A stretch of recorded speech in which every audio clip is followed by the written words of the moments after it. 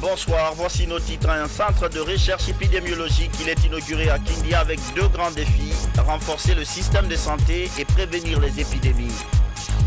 Des équipements modernes pour travailler sur le réseau routier guinéen. L'entreprise Guiter reçoit ces machines, elles seront testées sur le tronçon Kankamandiana.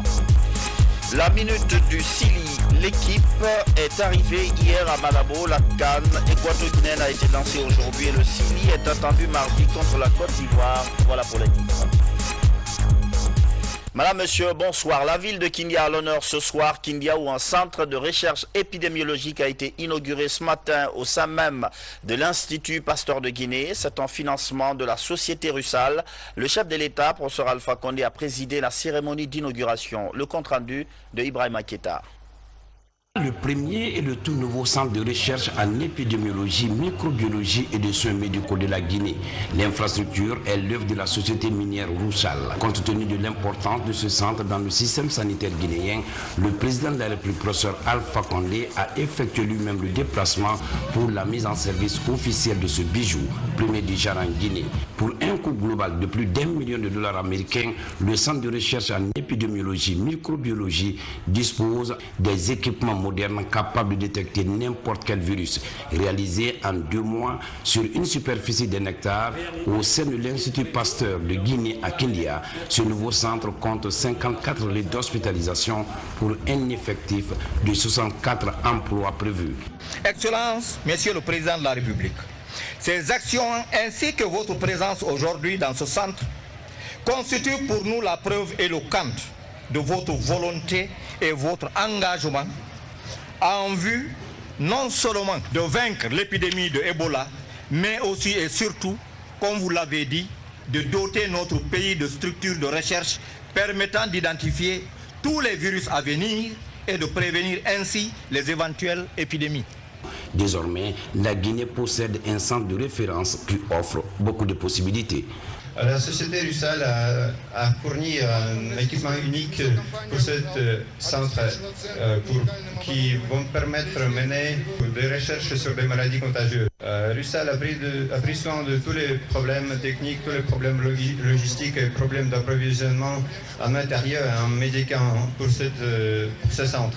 En plus de ces avantages, ce centre est un atout pour la Guinée dans le cadre de la lutte contre le virus Ebola et surtout le renforcement de son dispositif sanitaire. Ce nouveau centre est tourné essentiellement vers les secours d'urgence, la recherche de nouvelles méthodes thérapeutiques et la prévention de la maladie. Pour l'ambassadeur de la Russie en Guinée, cette œuvre est la preuve de l'excellence des liens historiques de coopération entre les deux pays. Après avoir remercié Russal pour la construction de ce centre, le président de la République, professeur Alpha Condé, a mis l'accent sur le rôle que l'Institut Pasteur a joué en Afrique. Si l'Ebola s'est développé malheureusement, c'est parce que nous n'avons plus de centre de recherche nous permettant de détecter les virus et de les soigner à temps. Donc nous sommes très heureux que la Fédération de la Russie nous ait accompagnés dans la rénovation de cet institut de centre et nous espérons que cet institut deviendra encore plus performant que l'Institut Pasteur de la période coloniale. Nous sommes certains que sous la direction du Dr Boireau, nous pourrons enfin améliorer nos capacités hospitalières, surtout nos capacités de recherche, pour que désormais les Guinéens soient capables par eux-mêmes de détecter n'importe quel virus et de le soigner à temps, afin que l'épidémie ne puisse s'étendre à travers le pays. L'Ebola n'est pas fini. Nous pouvons vaincre l'Ebola, mais cela dépend de nous. Quelle que soit la volonté des médecins, si la population ne collabore pas, on ne peut pas vaincre l'Ebola. Nous avons longtemps communiqué, mais il y a des personnes qui ne veulent pas que l'Ebola finisse. Nous avons donc autorisé les autorités administratives à utiliser désormais les forces de la gendarmerie et de la police pour que toute personne qui refuse que les médecins puissent soigner soit arrêtée. Pour le chef de l'État, ce bijou comble un vide au niveau du système sanitaire guinéen. Nous savons très bien les conséquences de l'Ebola sur notre économie. La Guinée allait connaître une année exceptionnelle en 2015. Nous avons signé beaucoup de conventions avec Russal pour Yanyan, avec Rio Tinto pour Simandou, avec Moubadala pour Sangaredi, avec CPI pour Bofa. Malheureusement, l'Ebola est venu ralentir. Mais avec la collaboration de toute la population, nous allons vaincre l'Ebola et la Guinée va reprendre sa marche en avant. S'il est évident que la Guinée est sur le point de circonscrire la fièvre à virus Ebola, il faut toutefois reconnaître que des efforts restent à fournir dans le respect des règles d'hygiène et l'identification précoce des cas suspects et des contacts. À travers une vidéoconférence depuis la Russie, les partenaires ont rendu hommage au chef de l'État et au peuple de Guinée pour les efforts déployés dans le cadre de la lutte contre le virus Ebola et surtout le maintien et le renforcement des liens de coopération entre la Russie et la Guinée. Un grand format sur cette cérémonie d'inauguration à suivre après le journal. Un centre donc pour une gestion plus efficace des épidémies.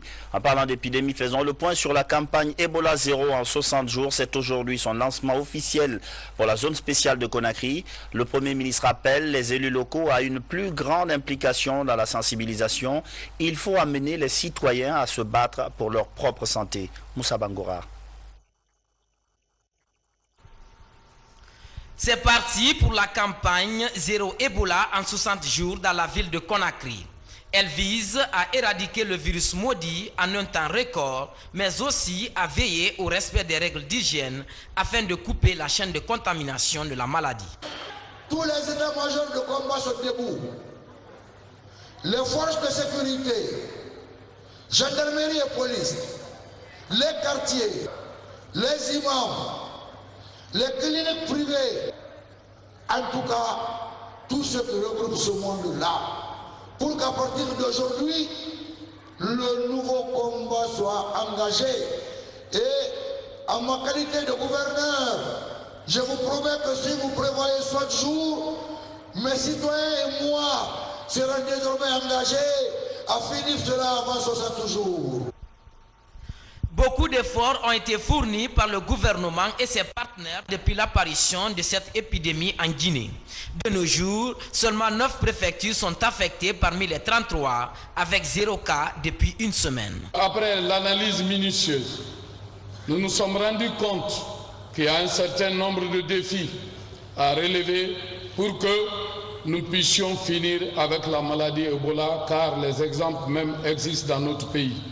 Le premier ennemi du contrôle de cette maladie, c'est la réticence. Et le deuxième, c'est le transport des corps et les enterrements non sécurisés. Le troisième, c'est encore des personnes qui présentent les symptômes qui sont cachés par certaines de nos familles. Le quatrième, ce sont les rumeurs, car jusqu'à présent, malgré ce nombre de décès, des Guinéens continuent encore à colporter des fausses nouvelles que Ebola n'est pas réel. Le Premier ministre, chef du gouvernement, a expliqué en tiroir les cas de réticence dans les préfectures touchées avant de lancer un appel à la population de renforcer la vigilance en vue d'éradiquer la maladie. Ebola 0 dans 60 jours, mais tolérance 0 par rapport à tous ceux qui sont réticents à l'idée de, n'est-ce pas, d'Ebola, jusqu'au point de compromettre la vie des citoyens guinéens. Il faut que nous soyons clairs. Il ne s'agit pas d'aller chasser aux sorcières, mais il faut que nous acceptons tous que quelques personnes ne mettent pas en danger la vie des Guinéens et, n'est-ce pas, la vie de la nation et des autres pays. Avec une population de 1 622 000 habitants, le sursaut pour l'assaut final est donc lancé sous le signe tolérance 0 Ebola 0. Les élus à la base, en synergie avec les comités de veille, doivent renforcer davantage la riposte pour vaincre Ebola dans le temps imparti. Il y a quelque temps, on est entré dans ce qu'on pourrait appeler l'épidémie de la réticence. Dans certaines localités de la Basse-Côte, il y a encore des gens qu'il faut sauver d'eux-mêmes. Fort-Caria et Koya, par exemple, deux préfectures où s'est rendue une délégation gouvernementale pour tenter de convaincre les sceptiques. Mikini Moussa Kamara, Marie-Angélique Bangora. Les ministres de la Communication et de la Santé sont revenus à Fort-Caria pour exhorter les populations au respect des mesures d'hygiène afin de mettre fin à l'épidémie dans 60 jours. Vous savez que Fort-Caria est devenu la préfecture de réticence par excellence. Et nous avons envisagé un plan d'élimination d'Ebola en 60 jours. Et vous savez, la réticence constitue un frein à l'atteinte de cet objectif ambitieux. Cependant, nous sommes venus évaluer la situation et voir quelles sont les mesures qu'il faille prendre urgemment afin de vaincre ces réticences et pour nous permettre d'atteindre le plus rapidement possible l'élimination de cette épidémie en 60 jours. La mission s'est ensuite rendue au monastère Saint-Jean de Kendumaya à Koya. Ici, les autorités gouvernementales sollicitent l'implication des leaders religieux et des habitants. Nous avons entamé une nouvelle phase, c'est-à-dire Ebola 0 dans 60 jours. Et cette nouvelle phase exige un sursaut national. C'est pourquoi nous avons estimé qu'il fallait remobiliser tout le monde. Et le maillon essentiel dans cette riposte, c'est aussi les religieux, parce qu'ils ont l'avantage sur les politiques. Donc nous avons échangé en termes de sensibilisation, mais nous avons aussi rassuré qu'à partir de la déclaration du Premier ministre à Koya, il y a 72 heures, nous allons utiliser et la sensibilisation, mais aussi l'action publique pour faire en sorte que les réticences disparaissent. Il faudrait absolument que dans un mois, qu'il n'y ait plus Ebola dans la région. Quand une maison brûle, on ne cherche pas d'abord à savoir qui a mis le feu, mais on s'active pour éteindre le feu d'abord. Et après, on peut chercher à savoir d'où vient le feu. Donc ce que je dirais, c'est de rassurer tout le monde que nous devrions nous unir et mener le combat jusqu'au bout pour que la maladie soit éradiquée de notre pays. La question d'Ebola n'est pas seulement une question politique, ce n'est pas seulement une question religieuse, c'est une affaire de tous, de tout Guinéen comme tout étranger. Toute personne qui habite le territoire guinéen est appelée à prendre ses armes et à s'engager dans le champ de bataille contre le Ebola.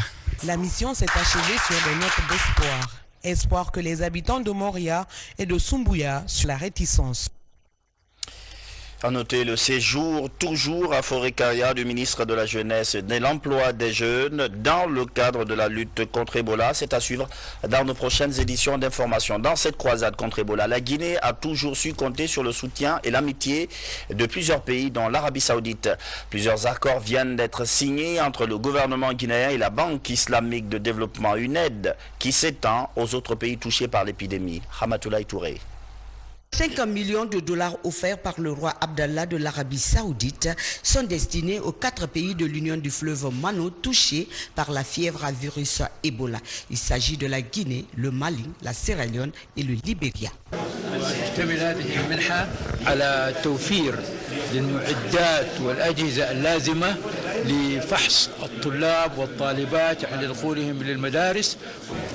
Cette aide aux subventions comporte le volet de fourniture ou de mise à disposition des équipements sanitaires et de diagnostic et de protection qui puissent permettre aux écoles d'ouvrir très prochainement. Là, parce qu'il faut protéger les enfants qui vont à l'école, il faut rassurer les parents d'élèves et nous ne sommes pas sans savoir que l'ouverture des classes a été retardée dans ces pays affectés par le virus Ebola.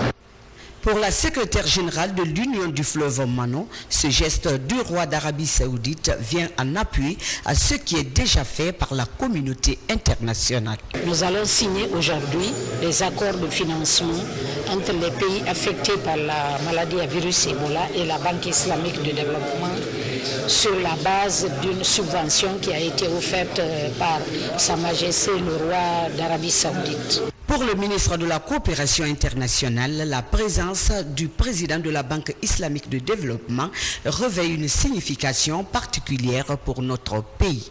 Monsieur le Président de la BID a effectué cette visite pour nous exprimer sa solidarité, la solidarité de Sa Majesté le roi Abdallah bin Abdelaziz, qui est du cœur avec nous et de faire de sorte que la Guinée et les États membres qui sont affectés se sentent qu'ils ne sont pas seuls dans cette lutte contre Ebola. Depuis l'apparition de cette crise, la Guinée a enregistré plusieurs assistances de l'Arabie Saoudite. Un nouveau plan de développement institutionnel, il a été validé hier par des cadres du ministère de la décentralisation. Le document tient compte du diagnostic organisationnel dressé par des experts et fait clairement des propositions. Mohamed Lamine Camara. Récemment, les experts en gouvernance territoriale étaient en contact avec toutes les structures du ministère de l'administration du territoire et de la décentralisation. La rencontre portait sur le recensement des problèmes et manquements liés au fonctionnement des services, le dédoublement des attributions au niveau des services, la redondance des structures et la situation des ressources humaines ont été enregistrés par des auditeurs.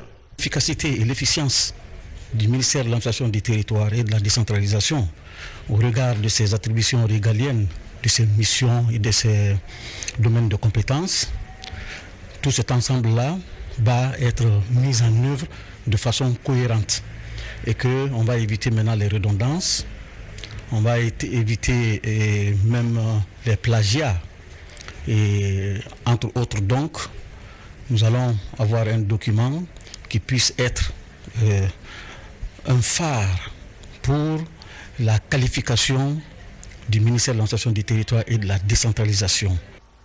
Après 2 rencontres qui ont pris en compte les propositions des uns et des autres sur le contenu du document, les cadres se retrouvent pour valider le plan de développement institutionnel élaboré par les consultants. Ce que nous venons de faire, c'est un programme, un plan de mise en œuvre à l'usage des cadres du MATD et des responsables politiques et également des partenaires financiers pour que cette réforme, ces pistes de réforme puissent être mises en œuvre. Et donc la planification que nous avons faite, c'est essayer d'identifier l'ensemble des actions à réaliser pour que cette réforme voie le jour et de les agencer dans un chronogramme parce que évidemment ces actions sont interdépendantes. Ils doivent être mis en place dans le cadre d'un chronogramme organisé. La gouvernance territoriale, elle sera sur le terrain et parce que l'ensemble des cadres du département, n'est-ce pas, est engagé à mettre en œuvre le plan qui vient d'être décliné. À l'unanimité, les participants à cette rencontre ont apprécié et validé ce document final. À travers ce diagnostic organisationnel, l'espoir est permis dans les prochains jours de voir le ministère de l'administration du territoire et de la décentralisation se doter de services plus compétitifs pour bien accomplir sa feuille de mission. Swapiti, on est sur l'actualisation des études de faisabilité de ce projet d'aménagement hydroélectrique. Les travaux viennent d'être lancés à Conakry. L'initiative est du ministère de l'Énergie et des partenaires techniques qui accompagnent le dossier. Nabi Kamara. Après plusieurs années d'efforts déployés, les autorités guinéennes et le WAP décident de l'actualisation des études de faisabilité du projet d'aménagement hydroélectrique de Swapiti. Ce travail vise à déterminer la meilleure option technique de mise en œuvre de ce projet dans le cadre d'un mécanisme innovant de partenariat public-privé. L'étude que nous lançons aujourd'hui répond au besoin d'accélérer le développement du projet de Swapiti, tout en donnant une visibilité au gouvernement sur le développement optimisé du potentiel hydroélectrique du fleuve Concouré. La réalisation du projet de Swapiti viendra non seulement augmenter la capacité de production en Guinée, mais le volume de stockage créé par le futur barrage permettra aussi de réguler les apports naturels et par suite d'augmenter la puissance garantie des centrales situées en aval, donc à l'État. C'est dans cet esprit justement que les experts guinéens en énergie et les partenaires techniques et financiers du projet Swapiti ont travaillé pendant leur rencontre de 2 jours ici à Conakry. Mettre à la disposition de la Guinée aujourd'hui une étude de faisabilité d'un tel projet de grande taille nous soulage et nous permettra de trouver les partenaires techniques et financiers pour le financement nécessaire pour ce projet. Cette année, nous devons lancer les travaux de Swapiti. C'est l'objectif principal. Et ça, c'est un objectif à ne pas manquer. L'aménagement du barrage et de la centrale hydroélectrique de Swapiti a toujours préoccupé les autorités guinéennes au point que, dans les années 1980, pour la réalisation du complexe Kaleta Swapiti à Maria, le ministère de l'Énergie et du Concret a été créé. Deuxième titre de l'actualité ce soir, l'entreprise Guiter reçoit de nouveaux équipements, des machines de dernière génération pour l'exécution rapide des travaux dont elle s'occupe. En parlant de ces travaux, je rappelle que c'est cette entreprise qui travaille sur la réhabilitation de la route Kanka-Mandiana, un tronçon de plus de 100 km. Sanassi Keita. 33 machines de différentes qualités, toutes sorties d'usine. C'est le complément de celles déjà sur le terrain avec l'entreprise Guiter. L'objectif est de faire face rapidement aux travaux de construction de la route Kanka-Mandiana avec une distance de 100 km. Une manière de répondre aux aspirations du président de la République en matière surtout de construction des infrastructures routières.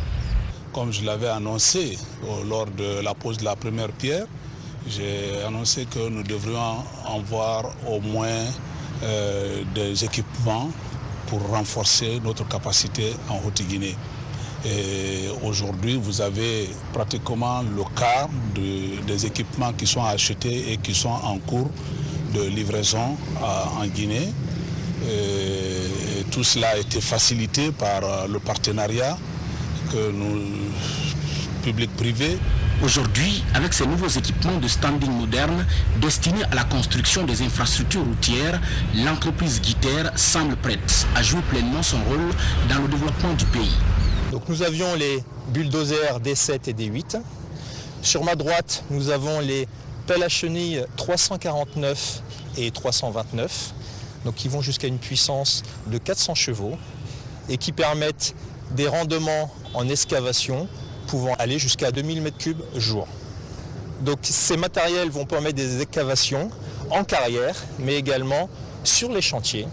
Le 21 juin 2014, le président de la République était là, à Kankan, pour procéder à la pose de la première pierre de construction de ce tronçon, Kanka-Mandiana. Aujourd'hui, avec l'arrivée de ces nouveaux équipements ultramodernes qui viennent s'ajouter sur ceux déjà en place, les responsables de l'entreprise Guiter ont affirmé qu'ils respecteront les 28 mois, délai d'exécution des travaux. À côté de Kankan, il y a la ville de Sigiri. Elle est en train de changer de visage. Une modernisation de la cité grâce aux redevances payées par les sociétés minières qui évoluent dans la zone. Un bureau de 110 membres veille à la récupération des sommes collectées pour le développement local. Karim Kamara, Fodé Niagasola. Depuis 4 ans, le transfert des compétences gouvernement-communauté locale se précise à Sigiri. Un conseil préfectoral est chargé de gérer la taxe spéciale au développement préfectoral CPDS. À l'actif de ce conseil, il faut noter la construction et la rénovation de plusieurs écoles. Au quartier Sigirinkura, par exemple, le CPDS a rénové 36 salles de classe du lycée Kankoumoussa. À cela s'ajoute l'achat d'un émetteur de 500 watts et d'un groupe électrogène de 15 kVA insonorisé pour le rééquipement de la radio rurale de Sigiri qui avait cessé d'émettre. Depuis notre installation le 1er novembre 2011, le Conseil préfectoral de développement, à travers son bureau exécutif appuyé par une série d'appuis techniques, a eu à mener des actions de développement nouveau des communautés rurales de Syrie. Et ça, c'est l'ensemble des communes rurales et la commune urbaine. Dans les districts et sous-préfectures, beaucoup d'ouvrages de franchissement ont vu le jour dans les zones difficiles d'accès. Ici, dans la plaine de Kinyabakura, le CPDS a construit cette digue qui fait place à un étang piscicole pour les populations. C'est des fonds obtenus à partir de la convention de base qui lie le gouvernement guinéen à la société, aux deux sociétés qui sont basées à Syrie, notamment à Bouré et à Sirini, où les revenus de 0,4% de la SAG et les 0,2% de la SMD sont gérés par le Conseil préfectoral de développement. Depuis 1993, la clause de paiement de cette taxe a été signée entre le gouvernement et la SAG, mais l'argent ne parvenait jamais aux ayants droit jusqu'à l'avènement du professeur Alpha Condé au pouvoir. Et il faut ajouter qu'aujourd'hui, donc, ce bureau de 110 membres veille à la gestion des taxes payées à Sigiri. Cette cérémonie de présentation de l'aide de créance, l'ambassadeur guinéen aux Comores a été présenté au président du pays hôte. Mamadi Camara a transmis au chef de l'État des Comores toute l'amitié du président Alpha Condé, mais il va résider à Pretoria, en Afrique du Sud. Marthe Mourad Camara. Au cours de cette audience, le diplomate guinéen a mentionné les progrès remarquables enregistrés dans les domaines politiques, économiques, social et culturels sous le leadership de son Excellence professeur Alpha Condé. Il a hautement apprécié l'implication effective du président comorien pour la stabilisation du processus démocratique dans son pays, ce qui a entraîné des effets bénéfiques sur l'économie et rehaussé l'image de l'Union des Comores sur l'échiquier international. Le chef de l'État de l'Union des Comores a rendu un vibrant hommage au vaillant peuple de Guinée pour son hospitalité légendaire, un pays qu'il considère désormais comme sa seconde patrie pour y avoir fait des études supérieures. Il s'est dit satisfait de l'excellence des performances enregistrées dans la coopération entre les deux pays dans le domaine de l'éducation et sollicité l'élargissement de cette coopération à d'autres secteurs de développement socio-économique. À l'issue de ce tête-à-tête, il a été convenu de la mise en place d'un cadre formel de coopération multisectorielle et de l'organisation des visites de haut niveau pour matérialiser la volonté politique de nos deux chefs d'État. L'actualité sportive, c'est la Coupe d'Afrique des Nations. Le coup d'envoi a été donné cet après-midi à Malabo pour permettre aux Guinéens de suivre cette édition. L'UNICEF offre 200 écrans aux jeunes de Guinée. Des espaces ont été identifiés pour l'installation de ces équipements. Mamadi Tarnaka Misoko. Deux événements majeurs auxquels les jeunes sont au cœur des attentions, la mobilisation autour de la stratégie Ebola 0 en 60 jours et le soutien constant aux cellules de Guinée engagées en Guinée équatoriale pour la CAN 2015. L'UNICEF, convaincu que la jeunesse guinéenne peut bien combler les attentes, offre 200 écrans géants équivalents en vidéoprojecteurs, DVD et 200 groupes électrogènes. Ils sont destinés aux 38 préfectures et aux communes du pays où des sites sont déjà identifiés. Que ces kits soient disponibles tout au long non seulement de la CAN, mais encore après la CAN pour justement continuer à faire le travail de mobilisation sociale et d'engagement communautaire dans lequel les jeunes sont une pièce maîtresse. Et ceci, c'est vraiment dans le cadre non seulement de renforcer les activités de mobilisation sociale sur le terrain, mais aussi et surtout de faire en sorte que les réticences et les résistances que nous constatons aujourd'hui sur le terrain, dont la plupart sont justement faites par les jeunes eux-mêmes, diminuent pour permettre à ce que l'objectif que le gouvernement s'est donné pour les 60 jours à venir, qui est d'éliminer Ebola en Guinée, soit une réalité. 3 millions de dollars, c'est la valeur du don. Il s'agit de la troisième réponse de l'UNICEF aux questions des jeunes contre Ebola. Le département de la jeunesse peut enfin utiliser les centres d'animation socio-éducative pour briser les réticences. Que ce soit des espaces où nous allons sensibiliser pour lutter contre Ebola. Le représentant de l'UNICEF l'a dit tout à l'heure, les jeunes sont souvent ceux-là qui sont au devant de la réticence ou de la résistance contre cette maladie. Et nous osons croire qu'en mettant à disposition de ces jeunes ces 200 espaces où ils pourront aller suivre la CAN, nous allons répondre à leurs soucis, à leurs préoccupations. Le département de la jeunesse tient à l'implication des jeunes dans la dernière bataille contre l'épidémie d'Ebola dans le pays. Plus de 2000 jeunes mobilisés œuvrent actuellement pour la même cause. Pour parler de la CAN, il faut dire que 2 matchs étaient au programme ce soir. La Guinée équatoriale, pays organisateur, et le Congo ont fait match nul, 1 but partout. Deuxième match de la soirée, le Burkina Faso-Gabon, 2-0 pour le Gabon. Le Sili de Guinée est attendu mardi contre un autre éléphant, celui de la Côte d'Ivoire. L'équipe guinéenne est arrivée hier à Malabo. Dans quel état d'esprit? C'est Loutata Diallo.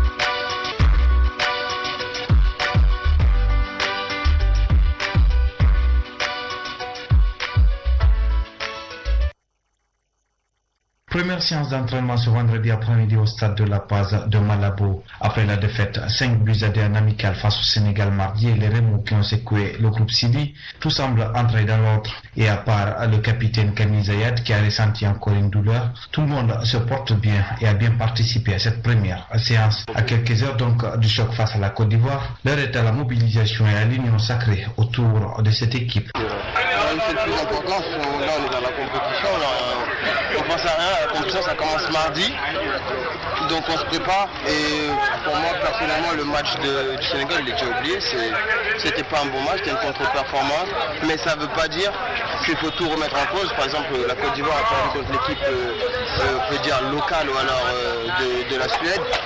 Je pense pas qu'ils se remettent en cause pour autant. Donc nous, on n'a pas le temps de se remettre en cause. Il faut garder confiance, on s'entraîne.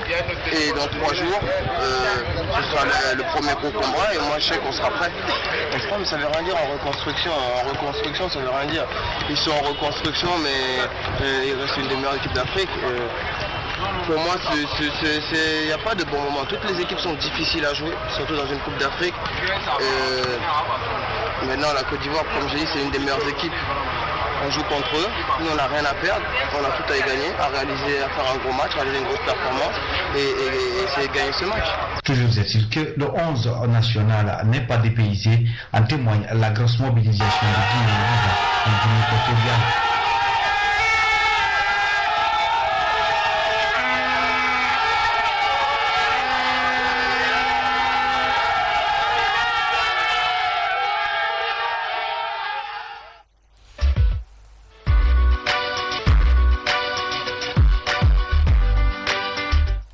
C'est le Tata Diallo pour la minute du Sili. Demain, 2 matchs au programme, Zambie, RDC et puis Tunisie, Cap-Vert. C'est la fin de ce journal. Merci à vous qui nous suivez à Malabo et dans le reste du monde. Bonsoir.